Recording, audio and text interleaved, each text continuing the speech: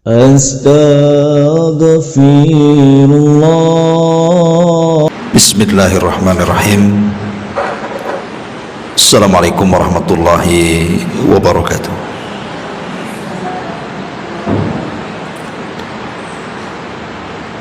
Alhamdulillah, wassalatu wassalamu ala rasulillah wa ala alihi wa sahbihi wa mawalah wa la hawla wa la quwata illa billahi wa ba'du. Kita lanjutkan kajian kita, masih membahas kitab Arba'in Nawawi, dan kita masuk pada hadis ke-41. Kita baca hadisnya. An Abi Muhammadin Abdullah ibn Amr ibn As radhiyallahu anhuma qala Rasulullah sallallahu alaihi wasallam la yu'minu ahadukum hatta yakuna hawahu taba'an lima ji'tu bihi. Hadithun hasanun sahihun rawainahu fi kitabil hujjati bi isnadin sahih. Dari Abu Muhammad Abdullah ibn Amr ibn As radhiyallahu an, dia berkata, Rasulullah sallallahu alaihi wasallam bersabda, tidaklah sempurna keimanan salah seorang di antara kalian hingga hawa nafsunya mau mengikuti apa yang aku bawa. Hadis hasan sahih. Kami telah meriwayatkan dari kitab Al-Hujjah dengan sanad yang sahih. Tetapi sebagian ulama yang lainnya mengatakan hadis ini lemah karena ada seorang rawi namanya Nu'man ibn Hammad, dia bersendirian dalam meriwayatkan hadis ini. Baik, terlepas daripada hadis ini sahih ataupun hasan ataupun dhaif, tetapi maknanya sahih. Kandungan makna hadis ini sahih, bahkan dijadikan kaidah oleh para ulama tentang barometer orang yang berada di atas kebenaran dan orang yang mengikuti hawa nafsunya. Baik, kita masuk pada sahabat yang meriwayatkan hadis ini dulu. Hadis ini dari jalur Abi Muhammad. Abu Muhammad ini kunyah daripada Abdullah ibn Amr ibn As radhiyallahu anhu. Dan Abdullah ibn Amr bin As sendiri adalah seorang sahabat Nabi sallallahu alaihi wasallam yang dipuji Nabi sallallahu alaihi wasallam. Rasul mengatakan, ni'ma ahlul baiti Abdullah wa Abu Abdillah wa Ummi Abdillah. Sebaik-baik keluarga adalah Abdullah, bapa Abdullah dan Ummi Abdullah. Maksudnya Abdullah ibn Amr ibn As. Dan beliau subhanallah mendapatkan hidayah masuk Islam sebelum ayahnya. Jadi dia masuk Islam duluan, baru kemudian ayahnya masuk Islam. Karena ayahnya ini telat masuk Islam, Amr ibn As. Tapi putranya Abdullah ibn As ini masuk Islam duluan daripada ayahnya. Bahkan dia menjadi satu di antara sekian para sahabat yang paling banyak mencatat hadis Nabi. Bahkan Abu Hurairah radhiyallahu anhu, kita ma'rufi Abu Hurairah, orang yang paling banyak menghafal hadis Nabi. Sampai dia mengatakan, ma min ashabin Nabi sallallahu alaihi wasallam ahadun aktsar hadisan anhu minni illa ma kana min Abdullah ibni Amr ibn As fa innahu kana yaktub wa la aktub. Kata Abu Hurairah radhiyallahu an, tidak ada orang yang melebihi hafalanku dari banyaknya hadis Rasul yang aku hafal, kecuali Abdullah ibn Amr, karena dia mencatat sementara aku tidak mencatat. Jadi Abdullah ibn Amr bin As ini memang terkenal pencatat hadis Nabi. Lah Abdullah ibn Amr bin As sendiri secara nasab dia adalah Abdullah putra Amr ibn As, dan Amr ibn As ini salah satu daripada pembesar atau pemimpin kaum muslimin di zamannya. Jadi dia masuk Islam itu dengan bersamaan dengan Khalid ibn Walid. Tapi kalau anaknya Abdullah yang kita ceritakan justru masuk Islam duluan daripada ayahnya. Nah, di antara manakib yang menarik untuk kita kaji adalah dari sisi bagaimana Abdullah ibn Amr ini, walaupun dia seorang yang luar biasa kepakaran menulisnya sehingga dia paling banyak menulis hadis Nabi SAW, tetapi dalam hal ibadah pun beliau luar biasa, sampai dikisahkan di dalam hadis Bukhari Muslim. Jadi satu ketika Abdullah ibn Amr ini kan kuat orangnya di dalam berpuasa dan juga menghatamkan Quran, itu kuat sekali. Jadi satu hari dia datang atau dipanggil Nabi SAW dan mengatakan, wahai Abdullah ibn Amr, kata Nabi SAW, aku mendengar engkau terlampau banyak berpuasa. Sebaiknya berpuasalah seperti puasa Ayyamul Bid. Puasa Ayyamul Bid maksudnya puasa 3 hari dalam sebulan. Tapi Abdullah ibn Amr bin As mengatakan, Rasul, aku sanggup lebih daripada itu.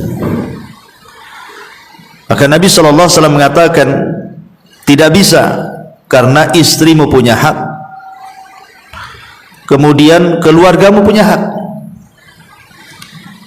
Tetapi Abdullah ibn Amr ibn As tetap mengatakan, aku sanggup. Akhirnya Rasul mengatakan, kalau begitu puasalah 1 hari dan berbukalah 1 hari. Maksudnya puasa Daud. Dan itu sudah mencukupi bagimu.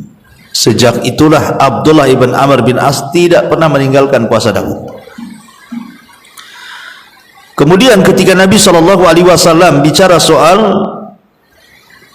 membaca Al-Quran, karena Abdullah ibn Amr ibn As ini suka menghatamkan Quran dalam sebulan itu berkali-kali.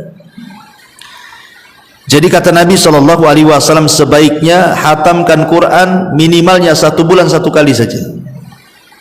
Kata Abdullah ibn Amr bin As mengatakan, Rasul, aku bisa lebih daripada itu. Kalau gitu, kata Rasul, setiap 20 hari 1 kali. Kata dia, aku bisa lebih daripada itu. Kata Nabi SAW, kalau begitu setiap 10 hari 1 kali, dan jangan kau tambah, karena istrimu punya hak dan keluargamu punya hak. Maka sejak itu pula beliau menghatamkan Quran setiap 10 hari 1 kali. Inilah kekuatan ibadah siapa? Abdullah ibn Amr bin As ini. Bahkan Abdullah ibn Amr bin As ini termasuk orang yang paling tawadhu, dan orang yang merendahkan diri pasti Allah akan angkat derajatnya. Sebagaimana orang yang sombong itu pasti Allah akan rendahkan derajatnya. Jadi dikisahkan oleh Abu Abdurrahman, dia mendengar Abdullah ibn Amr bin As radhiyallahu an mengatakan, la an akuna ashira asharati masakin yaumal qiyamah ahabbu ilayya min an akuna ashira asharati aghniya fa innal aktsarin humul aqallun yaumal qiyamah illa man qala hakadha wa hakadha ay yatasaddaq yaminan wa shimalan. Kata beliau, kata Abdullah ibn Amr ibn As, dia mengatakan, seandainya aku satu di antara 10 orang fakir miskin pada hari kiamat, itu lebih aku sukai dibandingkan aku satu di antara 10 orang yang kaya pada hari kiamat. Karena orang-orang yang kaya pada hari kiamat justru mereka akan sedikit, kecuali kalau dia menginfakkan hartanya ke kanan dan ke kiri. Perkataan ini sangat dalam karena menunjukkan bagaimana tawadunya Abdullah di sini, Abdullah bin Amr ini. Seandainya aku menjadi satu di antara 10 fakir miskin, lebih baik dibandingkan menjadi satu di antara 10 orang-orang kaya. Karena nanti pada hari kiamat hisabnya orang kaya kan lama dan lambat, sementara hisabnya orang-orang fakir itu cepat. Makanya ingat ketika saya berkisah tentang hadis Nabi sallallahu alaihi wasallam. Jadi satu hari Anas bin Malik radhiyallahu anhu menceritakan, dia duduk bersama Nabi. Tiba-tiba Nabi sallallahu alaihi wasallam mengatakan, akan masuk kepada kalian sekarang rajulun min ahlil jannah, laki-laki yang termasuk penduduk surga. Akan masuk ke masjid ini sekarang laki-laki yang termasuk penduduk surga. Rupanya dari sudut masjid ada seorang laki-laki Ansor masuk, dengan nampak di janggutnya bekas wudunya dan menenteng sandalnya. Kemudian keesokan harinya Rasul sallallahu alaihi wasallam bicara lagi, sebentar lagi akan masuk kepada kita seorang laki-laki yang termasuk penduduk surga. Rupanya orang itu lagi. Kemudian keesokan harinya berikutnya Rasul ngomong itu lagi, rupanya dia lagi yang dimaksud Nabi. Jadi Abdullah ibn Amr ibn As ini penasaran, punya amalan apa orang itu? Kok bisa Nabi SAW mengatakan si fulan termasuk penduduk surga? Dan ini menunjukkan semangat para sahabat kalau ada orang yang dijanjikan Rasul dengan surga, kepengen juga seperti itu. Jadi ingin tahu rahasianya apa? Rahasianya orang ini, kenapa Rasul sampai mengatakan si fulan termasuk penduduk surga? Jadi Abdullah ibn Amr ibn As ini pura-pura bertamu, ada masalah dengan keluarganya, kemudian berpura-pura bertamu 3 hari, ingin mengetahui apa aktivitas orang itu. Rupanya biasa-biasa saja, baca Qur'annya biasa, sholat malamnya biasa, zikirnya biasa, istighfarnya biasa. Sahabat yang lebih daripada dia lebih banyak lagi. Akhirnya kecewalah Abdullah ibn Amr ibn As ini. Pas di hari ketiga baru dia menceritakan maksud dia bertamu selama 3 hari itu. Dia tidak ada masalah dengan keluarganya, cuman dia mendengar Rasul sallallahu alaihi wasallam mengatakan kepada anda bahwa anda termasuk penduduk surga. Kira-kira apa rahasiamu? Aku lihat kau biasa-biasa saja. Maka barulah setelah hendak pergi, orang ini menceritakan bahwa setiap malam sebelum tidur, kata dia, aku berusaha mengeluarkan dari hatiku perasaan hasad dan dengki kepada siapapun yang menyakitiku. Ku maafkan mereka. Jadi amalannya itu bukan amalan badan, bukan membaca Quran, bukan sholat malam, bukan zikir, tidak. Tapi amalan yang membuat Rasul mengatakan si fulan termasuk penduduk surga adalah amal hati. Jadi setiap hari sebelum tidur dia maafkan semua yang menzalimi dia, dan dia keluarkan setiap hasad dan dengki dari hatinya.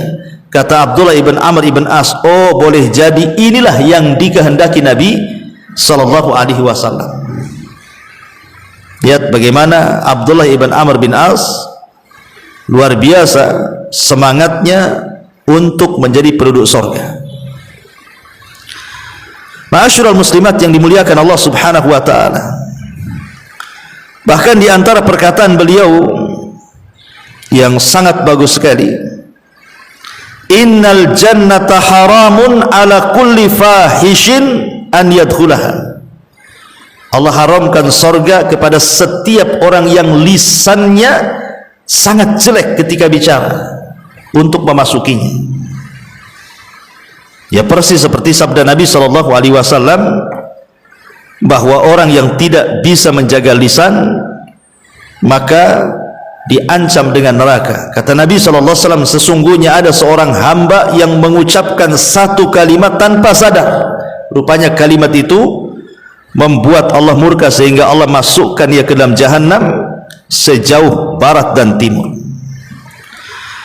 Ma'asyiral muslimat yang dimuliakan Allah Azza wa Jalla, itulah sekilas daripada biografi Abdullah ibn Amr ibn As radhiyallahu anhu. Abdullah ibn Amr bin As ini menceritakan sebuah hadis dari Nabi SAW. Apa kata Rasul? La yu'minu ahadukum hatta yakuna hawahu taba'an lima ji'tu bihi. Tidaklah sempurna keimanan seseorang. Kalimat la yu'min bukan berarti kafir, tidak. Maksudnya tidak beriman di sini, maksudnya tidak beriman dengan sempurna. Siapa yang tidak sempurna imannya itu? Seseorang di antara kalian hingga hawa nafsunya mau mengikuti apa yang aku bawa, kata Nabi. Hingga hawa nafsunya ditundukkan dengan syariat yang dibawa Nabi sallallahu alaihi wasallam. Apa maksudnya menundukkan hawa nafsu di atas syariat Nabi sallallahu alaihi wasallam atau di atas apa yang diajarkan oleh Nabi sallallahu alaihi wasallam? Saya contohkan begini, Bu, untuk memudahkan memahami hadis ini. Kalau ada dua orang yang berzina,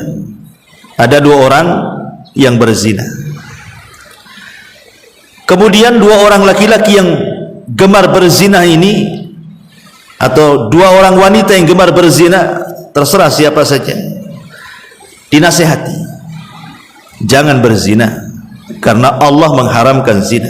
Kemudian disebutkan dalil-dalil tentang haram zina.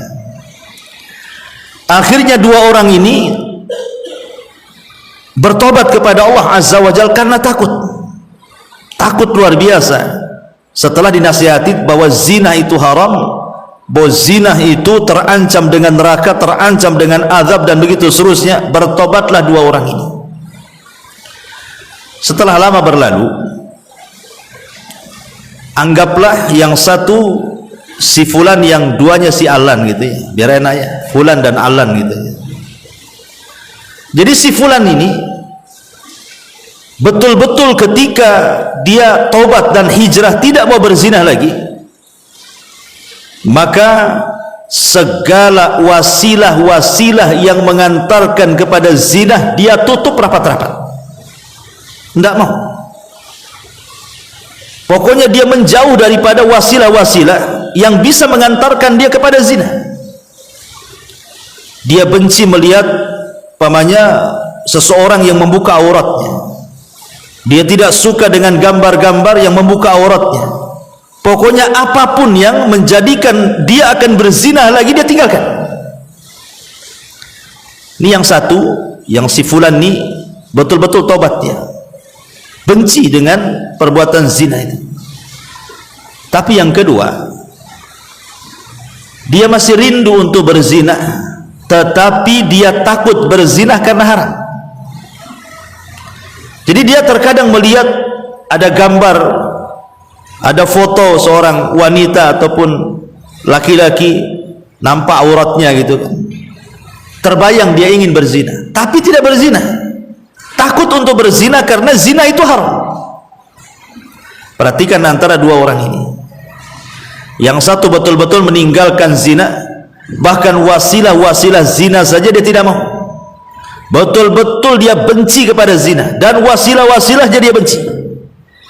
Berarti orang yang pertama ini sudah menundukkan hawa nafsunya kepada syariat Rasul ya. Yang satunya dia belum bisa menundukkan, walaupun dia tidak melakukan maksiat, tetapi hawa nafsunya masih kepengen ke situ. Bisa dipahami ya contohnya? Atau kita buat contoh lain lah. Jangan berzina, anggap saja pemabuk ya. Ada 2 orang mabuk, kemudian dinasihati, janganlah kalian minum khamr. Minum khamr itu dosa, perbuatan setan, dan begitu seterusnya. Bertobatlah keduanya. Yang satu nih, si A nih, betul-betul dia bertobat, memang tidak mau mendekati khamr. Lihat botolnya khamr aja benci luar biasa. Dan apabila ada orang yang cerita tentang khamr, dia langsung pergi. Pokoknya dia tidak mau telinganya mendengar soal khamr, tidak mau melihat matanya kepada botol khamr, bahkan meninggalkan semua kawan-kawan yang mencintai khamr. Ini si A. Si B pula tidak. Si B ini kalau nampak ada botol khamr walaupun kosong dipegangnya, kemudian teringat dulu dia minum khamr dan kepengen, tapi tak mau. Kenapa? Karena khamr haram, dia sudah tahu. Tapi keinginannya ada, ingin minum khamr lagi itu ada. Cuman karena takut, dia sudah multazim, dia sudah berjanji untuk tidak minum khamr, makanya dia tidak minum khamr, cuman angan-angannya saja. Berarti si A ini telah menundukkan hawa nafsunya terhadap syariat Nabi, dan si B ini belum bisa menundukkan hawa nafsunya. Itulah makna bahwa Nabi SAW mengatakan tidak sempurna keimanan salah seorang di antara kalian hingga hawa nafsunya mau mengikuti apa yang aku bawa. Bisa dipahami ya hadis ini ya dengan 2 contoh itu. Taib. Ma'asyiral muslimat yang dimuliakan Allah Subhanahu wa taala. Hadis ini dijadikan kaidah oleh para ulama tentang ta'zim, pengagungan terhadap dalil. Pengagungan terhadap dalil. Bahwa kita harus tunduk kepada apapun keputusan Allah dan Rasulnya. Kalau dalil sudah mengatakan A, maka A. Dalil sudah mengatakan B, maka B.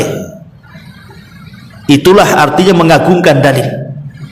Sebab kalau kata dalil A kita ke B, kata dalil B kita ke A, berarti hawa nafsu kita belum bisa ditundukkan kepada dalil. Dahulu di zaman Nabi sallallahu alaihi wasallam, ketika Nabi sallallahu alaihi wasallam pertama kali menyerukan hijrah para sahabat, Rasul itu meminta kepada para sahabat untuk hijrah. Allah sudah mengizinkan ada satu tempat di Madinah, itu tempat cocok untuk hijrah. Ayo kita sama-sama hijrah, kita bangun kota Madinah menjadi kota Islam. Rupanya ada sebagian sahabat yang tidak mau hijrah.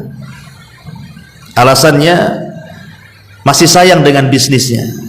Ini kalau hijrah ke Madinah mau cari kerja apa di sana? Ya. Masih sayang dengan keluarganya, masih sayang dengan rumahnya, masih sayang dengan peternakannya. Akhirnya karena ada sebagian kecil yang masih sayang dengan urusan dunia, Allah turunkan ayat kepada mereka. Surah At-Taubah ayat 24. Allah mengatakan, "Qul in kana aba'ukum wa abna'ukum wa ikhwanukum wa azwajukum wa ashiratukum wa amwalun iqtaraftumuha wa tijaratun tahsawna kasadaha wa masakinu tardawnaha ahabba ilaikum minallahi wa rasulih wa jihadin fi sabilihi fatarabbasu hatta ya'tiyallahu bi amrih wallahu la yahdil qaumal fasikin." Katakan ya Muhammad kepada mereka itu, orang yang tidak mau hijrah karena masih cinta dunia, katakan kepada mereka, jika bapak-bapak kalian, anak-anak kalian, saudara kalian, pasangan kalian, keluarga kalian, harta yang kalian cari, perniagaan yang kalian takut akan kebangkrutannya, atau tempat tinggal yang kalian sukai, itu lebih kalian cinta dibandingkan Allah, Rasul dan jihad, tunggu, Allah Subhanahu wa ta'ala nanti akan datangkan urusannya kepada kalian, karena Allah tidak suka dengan orang-orang fasik. Lihat ayat ini semakna dengan hadis tadi, bahwa kita jangan sampai hawa nafsu kita ini liar, Karena hawa nafsu ini terbagi menjadi dua kan. Ada hawa nafsu yang baik, ada hawa nafsu yang tidak baik. Kapan hawa nafsu itu baik? Apabila bisa ditundukkan dengan syariat, maka hawa nafsu itu jadi baik.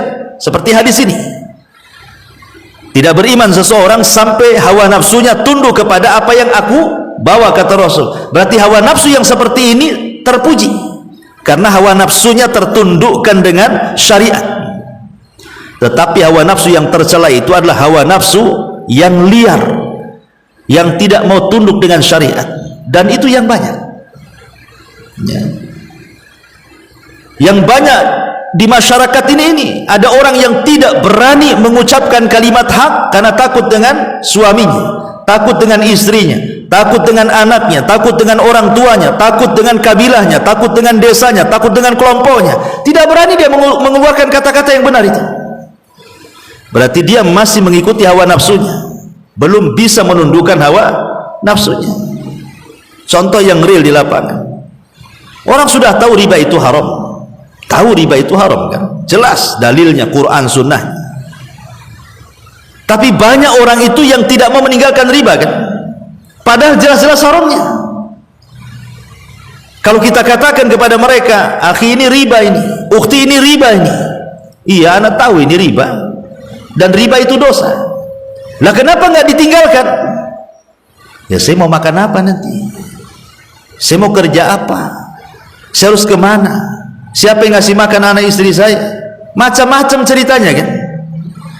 Dia tidak bisa meninggalkan perbuatan dosa karena ada kekhawatiran-kekhawatiran. Itu berarti mengikuti hawa nafsunya kepada hawa nafsu dia, bukan menundukkan hawa nafsunya kepada syariat yang dibawa Nabi SAW. Dan itu yang umum di masyarakat, seperti itu ya.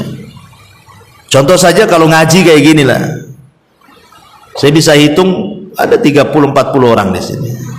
Kalau hadir semua adalah 100 orang kan gitu. Coba ibu buat dangdutan, nggak usah ngundang ya, datang nggak tuh? Datang, lebih banyak yang datang dibandingkan yang nggak datang kan. Padahal sudah jelas-jelas itu kan, ngaji itu ada manfaatnya, ngaji itu ada pahalanya, ngaji itu bisa menggugurkan dosanya, dan begitu seterusnya. Tapi banyak orang yang sehat badannya, ada peluang untuk ngaji, tidak mau melangkahkan ke tempat pengajian, berarti masih belum bisa menundukkan hawa nafsunya. Di sisi lain, kalau ada acara-acara yang tidak ada manfaatnya, dangdutan kah, musik-musik kah, organ tunggal kah, apalah gitu, atau sekarang mau musim kampanye ya, musim politik kan, mesti banyak tuh acara-acara itu, datang mereka. Nah, itulah ma'asyiral muslimat yang dimuliakan Allah Azza wa Jal. Padahal di dalam surah An-Nisa ayat 56 Allah katakan, fala wa rabbika la yu'minun hatta yuhaqqimuka fima syajara bainahum wa la yajidu fi anfusihim harajan mimma qadaita wa yusallimu taslima. Maka sekali-kali demi Rabb, mereka tidak dianggap beriman sampai mereka menjadikan engkau hakim wahai Rasul terhadap perselisihan di antara mereka, kemudian mereka tidak mendapati dalam diri mereka rasa berat terhadap apa yang kau putuskan, dan mereka menerima apapun keputusan. Tapi apa yang terjadi sekarang? Sudah jelas dalilnya, bukan sami'na wa ata'na, persis seperti Bani Israel mengatakan sami'na wa asaina, kami dengar, kami maksiat, kami dengar, kami pikirkan, dan begitu seterusnya. Ma'asyiral muslimat yang dimuliakan Allah Azza wa Jalla, baik kita masuk dalam faedah hadis. Apa saja faedah dari hadis ini? Yang pertama, hadis ini berfaedah, yajibu 'alal muslim an ya'ridha amalahu 'alal kitabi was sunnah wa yas'a li an yakuna muwafiqan lahum.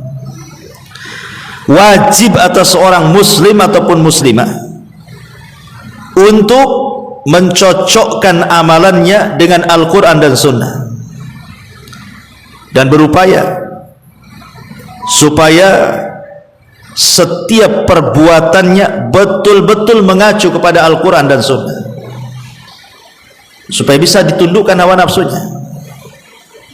Jadi wajib bagi seorang muslim atau muslimah terus mencocokkan perbuatannya, ibadahnya, amalannya kepada Al-Quran dan Sunnah, dan berupaya untuk menjadi rujukan dalam kehidupannya Al-Quran dan Sunnah itu, supaya bisa mengkontrol hawa nafsunya. Karena orang kalau masih berpegang dengan Al-Quran dan Sunnah, tentu dengan pemahaman salaful ummah, insya Allah hidupnya itu masih akan terkontrol, masih terkontrol. Tapi kalau sudah jauh daripada Al-Quran dan Sunnah, mulai mengikuti hawa nafsunya, dah kemana-mana dia. Ya, dunia dikejarnya, akhirat ditinggalkannya. Kemudian juga yang kedua, anna mahabbatal abdi likulli ma yuhibbullaha wa rasulah, bahwa kecintaan seorang hamba adalah mencocoki apa yang dicintai Allah dan Rasulnya. Kalau Allah mencintainya, kita cintai. Kalau Allah membencinya, kita benci. Kalau Rasul mencintainya, kita cinta. Kalau Rasul membencinya, kita benci. Itulah cara menundukkan hawa nafsu kepada syariat. Tapi kalau seandainya kita membenci yang disenangi syariat, atau menyenangi yang dibenci syariat, itu belum bisa menundukkan hawa nafsu. Syariat mengatakan khamar haram, masih juga minum. Syariat mengatakan gibah itu dosa besar, masih juga gibah. Syariat mengatakan dusta itu dosa besar, masih juga nyebar hoax. Itu belum bisa menundukkan hawa nafsunya, karena dia masih cinta dengan sesuatu yang dibenci Allah dan Rasulnya. Ini faedah yang kedua. Faedah yang ketiga, wujubu tahkimir rasul fi kulli masailid din al-i'tiqadiyati wal amaliyati war ridha bidzalik wat taslim. Wajib menjadikan rasul sebagai hakim, pemutus pada setiap permasalahan agama, baik yang bersifat keyakinan ataupun yang bersifat amalan, dan harus redha dan menerima apapun keputusannya. Dahulu di zaman keemasan para sahabat Nabi SAW, betul-betul sahabat adalah orang yang paling menundukkan hawa nafsunya di hadapan syariat. Ketika pengharaman keledai peliharaan, jadi dulu di zaman Nabi SAW pernah terjadi paceklik hebat tuh, sampai kelaparan, sampai ada orang yang makan dedaunan. Bahkan binatang-binatang sudah mulai mati karena kehausan. Paceklik hebat, kelaparan di mana-mana. Sehingga sebagian para sahabat Nabi SAW terpaksalah di antara mereka ada yang menyembelih keledai peliharaan mereka. Keledai yang suka digunakan untuk mengangkut barang. Kan orang Arab tuh kalau kendaraan angkut tuh menggunakan keledai. Angkut apa saja, air, kayu, angkut orang pula di situ. Itu pakai keledai. Ya. Jadi akhirnya keledai-keledai itu yang harusnya jadi kendaraan mereka kemana-mana pakai keledai, ngangkut barang pakai keledai, karena kelaparan hebat disembelilah keledai-keledai itu oleh sebagian sahabat. Mendengar hal itu, Nabi SAW langsung memberitahu, padahal keledai itu sudah siap santap tuh, sebagian mereka sudah dimasak, sebagian mereka sudah siap santap, tinggal makan saja. Tiba-tiba Nabi SAW melarang, tidak boleh memakan daging keledai peliharaan, haram. Ya. Kalau keledai liar nggak apa-apa, tapi kalau khusus peliharaan tidak boleh, karena dianggap rizun, kotor. Maka itu daging-daging yang ada di atas periuk tuh, periuk para sahabat, ditumpahkan semuanya. Tidak ada satupun sahabat yang berani jangan lagi mencicipi dagingnya, kuahnya pun tidak, ditumpahkan semuanya. Setelah mengetahui bahwa Rasul mengharamkan tidak boleh memakan keledai peliharaan, lihat bagaimana hawa nafsu para sahabat tertunduk dengan syariat. Ya, ketika Rasul mengatakan haram, haram. Kalau kita enggak, kata Rasul haram, kita bilang haram, katanya agak pelan gitu. Enggak mau dibilang kencang-kencang itu kan itu. Atau dibilang halal pula gitu ya. Atau contoh yang lain, dikisahkan Anas bin Malik radhiyallahu an ketika Anas ini sedang bertamu di rumah Abu Talha. Minuman para sahabat itu, Bu, itu biasa minum khamr. Sahabat itu dulunya juga pemabuk ya, sebelum diharamkan khamr itu. Jadi Anas bin Malik radhiyallahu anhu biasa menuangkan khamr di tamu-tamu sahabat Rasul di rumah Abi Talha radhiyallahu anhu. Lah tiba-tiba ada teriakan dari luar rumah, di pasar-pasar, di kerumunan, di keramaian, sayup-sayup terdengar sampai ke rumah Abi Talha. Jadi Abu Talha ngomong sama Anas tuh, Anas, ukhruj fasma madza yaqulu munadi yunadi. Keluar kau Anas, ngomong apa orang itu di luar tuh? Kok ramai kali? Maka Anas pun kemudian keluar. Setelah beberapa saat datang lagi, kemudian ngomong sama Abu Talha, ya Abu Talha, Nabi SAW sudah mengutus seseorang untuk mengumumkan di halayak ramai manusia, ala wa innal khamra qad hurrimat. Ingatlah sesungguhnya khamr diharamkan. Mendengar hal itu, Abu Talha pun langsung terdiam, dan manusia yang di pasar-pasar bergerak pulang, yang ada di keramaian bergerak pulang. Kemudian semua menuangkan khamr-khamr yang ada di rumah mereka, di depan rumah-rumah mereka, sampai perawi hadis mengatakan hatta salat syawari'ul Madinah, sampai gang-gang kota Madinah itu banjir gara-gara khamr yang dituangkan para sahabat Nabi SAW. Lihat bagaimana ketundukan hawa nafsu para sahabat betul-betul ditundukkan dengan syariat. Ketika Rasul mengatakan khamr haram, haram, sudah selesai. Tidak ada istilah mereka, saya kan sudah kecanduan, biarlah saya sedikit-sedikit meninggalkan. Biasa satu hari 5 botol, nanti saya kurangi besok 2 botol, lusa 1 botol, lusanya 1 gelas, lusanya lagi 1 sendok, baru saya buang botol-botol sendok-sendoknya, katanya.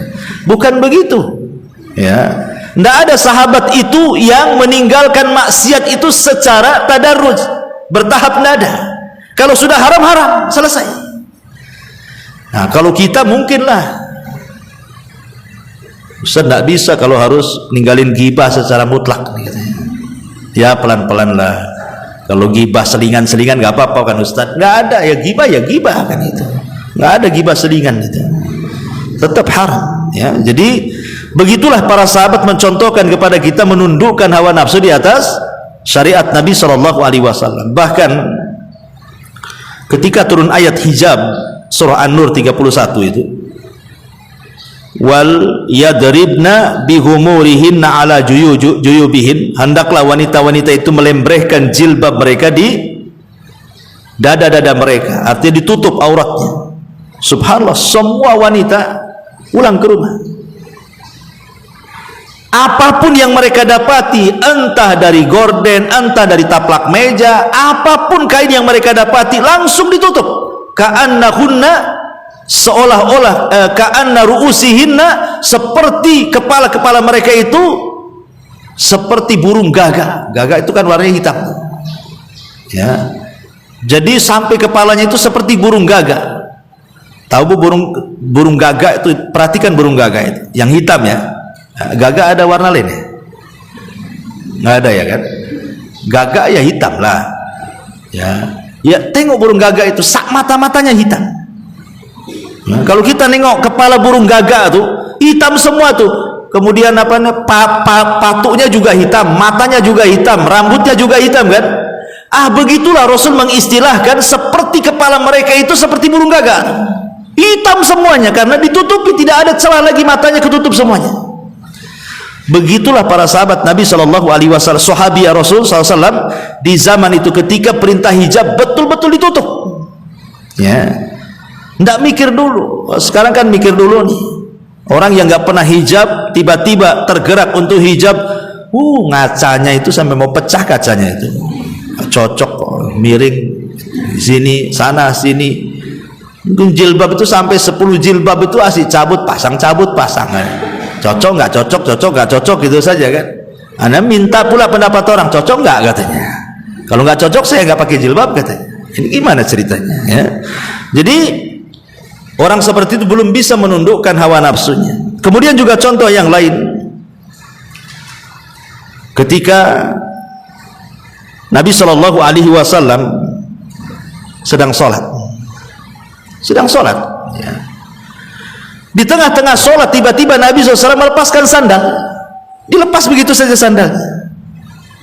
Sahabat Nabi di belakang ini, karena kan posisinya sedang sholat, bukan sedang selesai sholat, sedang sholat, Rasul jadi imam, tiba-tiba Rasul melepas sandal. Jadi di pikiran para sahabat itu, jangan-jangan turun wahyu nih, tidak boleh pakai sandal ketika sholat. Akhirnya semua sahabat ikut-ikut melepas sandal. Jadi selepas sholat Rasul tanya, Rasul itu punya mukjizat, mampu memandang ke belakang seperti memandang ke depan. Itu mukjizatnya Nabi ya. Dia tidak perlu CCTV Nabi itu. Jadi ke belakang dan nampak dia, sebagaimana dia nampak memandang ke depan. Kata Rasul, kenapa kalian ikut-ikut melepas sandal ya. Sahabat poros saja, Rasul, kami melihat anda melepas sandal, kami pula ikut melepas sandal. Kata Rasul, jangan, tadi aku sholat melepas sandal itu karena Jibril datang memberitahu di sandalku ada kotoran, makanya aku lepas. Pertanyaannya, apa di sandal kalian ada kotoran? Coba lihat. Jadi sahabat itu apapun yang dilakukan Rasul langsung dilaksanakan, tidak terpikir sama sekali begini begitu, tidak ya. Seperti Umar bin Khattab tuh ketika mencium Hajar Aswad, dia mengatakan, hei batu, aku tahu kau ini seonggok batu, kalau aku tidak melihat Rasul mencium kamu, buat apalah aku cium kamu tuh. Bayangkan, otak secerdas Umar saja tunduk kepada syariat Nabi. Itulah makna daripada tidak sempurna iman seseorang sampai hawa nafsunya bisa ditundukkan dengan apa yang aku bawa, kata Nabi ya. Ini juga diantara faedahnya. Kemudian faedah yang keempatnya, faedah yang keempat, annahu la khiyara li ahadin fi amri qadahu Allah wa rasul. Tidak ada pilihan bagi seseorang apabila Allah dan Rasulnya sudah memutuskan sebuah perkara. Tidak ada pilihan kecuali harus taat. Tidak ada pilihan. Di zaman Nabi ada seorang laki-laki namanya Julaibib. Pernah tahu bukan kisahnya Julaibib? Julaibib ini sahabat Nabi SAW yang paling fakir, tidak punya rumah sama sekali. Jadi atapnya langit, ya rumahnya bumi. Dia tidur sembarang tempat, tidak punya nasab yang bagus, tidak punya harta, tidak punya kehormatan, bahkan hampir tidak dikenal. Datang saja tidak menggenapkan, pergi pula tak mengganjilkan. Nah, itulah Julaibib ya. Jadi Julaibib ini satu hari dipanggil oleh Nabi, ini sahabat sedang kumpul gini, sini Julaibib ya. Ada apa wahai Rasul? Kata Nabi SAW, Julaibib, tidakkah kau mau menikah? Tidakkah kau mau menikah? Ala tatazawwaj? Kata Julaibib, ya Rasulullah. Lihat, Julaibib tidak mengatakan aku tak punya harta untuk mahar, aku tak punya uang untuk walimah. Bukan itu yang dijawab oleh Julaibib ketika Rasul mengatakan, kenapa kau tak menikah? Kata Julaibib, Rasul, wanita mana yang mau dengan Julaibib? Nah, itu jawabannya ya. Kalau ini yang jadi jawaban, susah orang mau nikah ya. Tapi kalau bilang saya nggak punya harta, bisa dikasih harta nikah. Tapi kalau jawabannya wanita mana yang mau dengan Julaibib, walaupun punya harta tetap wanita tak mau dengan saya, gitu seolah-olah. Akhirnya Julaibib pergi, disangka Rasul ini mungkin bercanda kan itu. Besoknya datang lagi, dipanggil lagi, hei Julaibib, afala tatajawaz? Menikahlah, kata Julaibib sambil agak emosi. Rasul, kan sudah kukatakan kemarin, siapa yang wanita yang mau dengan Julaibib, pergi dia. Besoknya dipanggil lagi, pertanyaannya sama. Julaibib, kenapa kau tak menikah? Marah Julaibib sama Nabi. Rasul, sudah kukatakan wanita mana yang mau dengan Julaibib? Sudah. Ya. Kata Rasulullah, begini Julaibib, saya utus kamu temui rumahnya si fulan. Itu rumah berada di tengah-tengah rumah-rumah Ansar. Di rumah itu ada anak gadis. Katakan kepada orang tuanya, saya adalah utusan Rasul, nikahkan putrimu denganku, ini keputusan Nabi. Cukup ngomong gitu saja. Berangkat Julaibib, ya. Kemudian betul-betul sudah ketemu tuh rumahnya, diketuknya rumah itu, assalamualaikum, yang buka bapaknya, waalaikumsalam. Kaget bapaknya, Julaibib, ngapain kau kesini? Tidak wahai fulan, inni rasulillah sallallahu alaihi wasallam, jawiz ibnataka alayya, hadza amrun nabi. Apa kata Julaibib? Begini wahai tuan, aku adalah utusan delegasi Nabi. Nabi yang menyuruh aku kemari, katanya engkau punya anak gadis, nikahkan anak gadismu denganku, ini perintah Nabi, katanya. Kata bapaknya geleng-geleng kepala, apa enggak ada orang selain Julaibib? Kenapa tidak Abu Bakar saja? Kenapa tidak Umar? Kenapa tidak Utsman? Kenapa tidak sahabat yang lain? Kenapa mesti Julaibib? Kata bapaknya. Tapi karena ini perintah Rasul, kata bapaknya, tunggu dulu, saya harus runding dengan ibunya.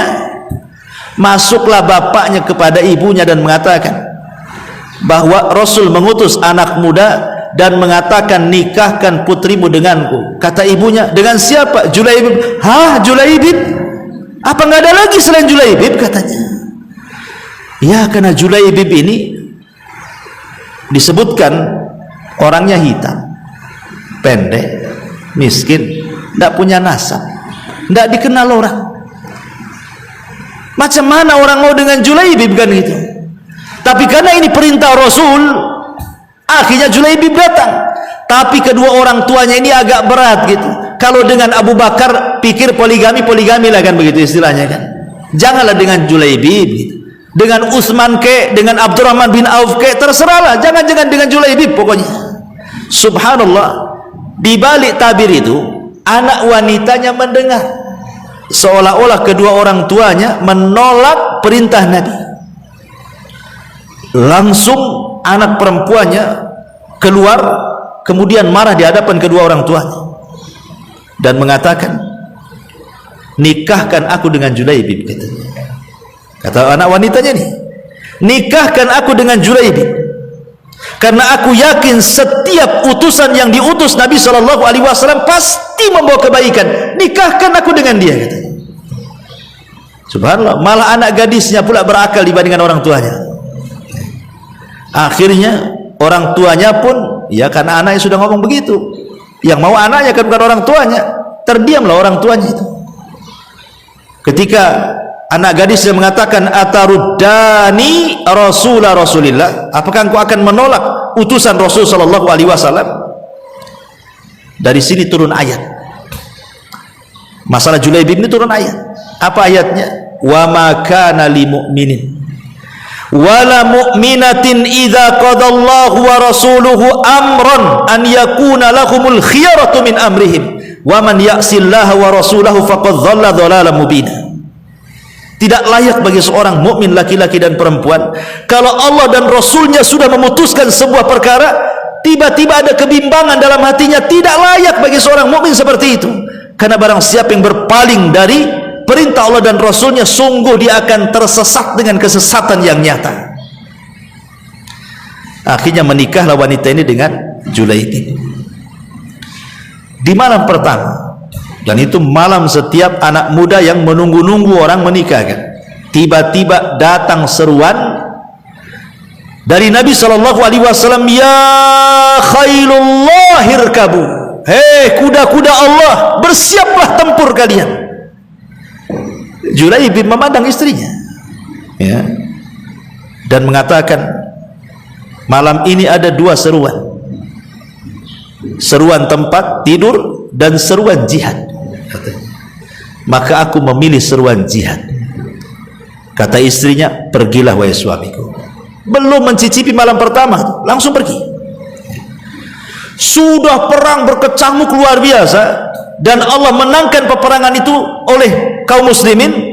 Maka Nabi SAW memerintahkan, hitung semua pasukan yang terluka, pasukan yang mati, pasukan yang selamat.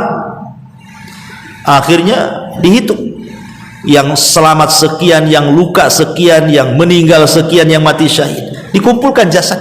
Kemudian Rasul mengecek satu-satu. Kata Nabi SAW, ada yang kurang. Kata sahabat, siapa wahai Rasul? Semua sudah lengkap.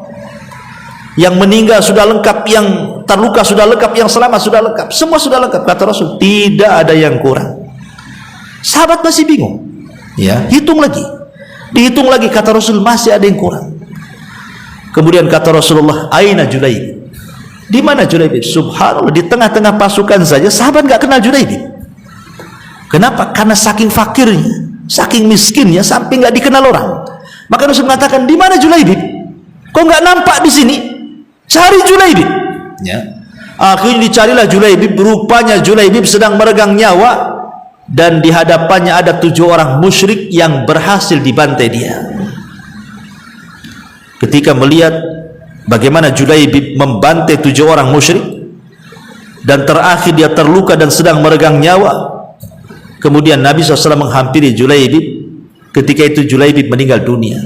Maka Rasul sedih, meletakkan kepalanya di paha Rasul dan mengatakan, inna Julaibaba minni wa ana minhu. Julaibib bagian diriku dan aku bagian diri.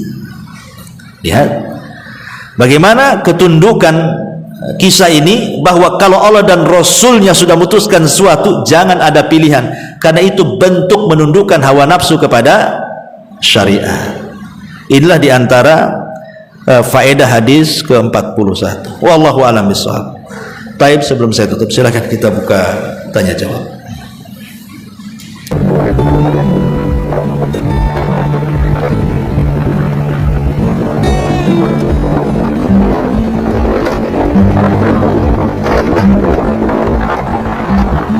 Tadi berangkatnya itu apanya itu kurang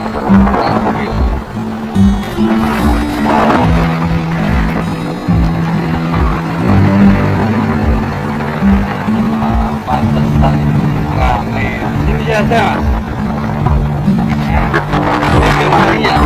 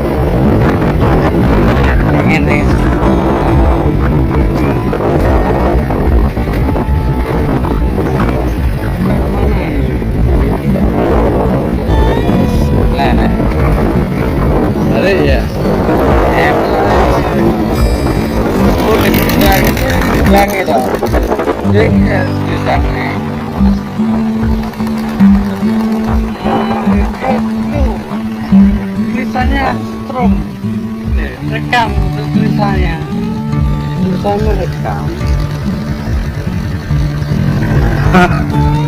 Ini batu arang ya.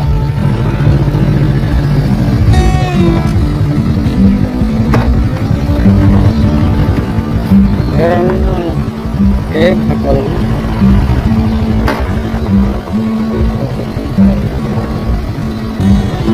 balik lagi. Bawa kau nangis muter lagi pada ngerti ya. Wes, balik metu naik gue emang naik. Hop, enak hop, hop. Kata nih dia. Jangan dikasih mati. Kalau dikasih mati. Ini loh caranya. Tuh tekan yang bawah itu.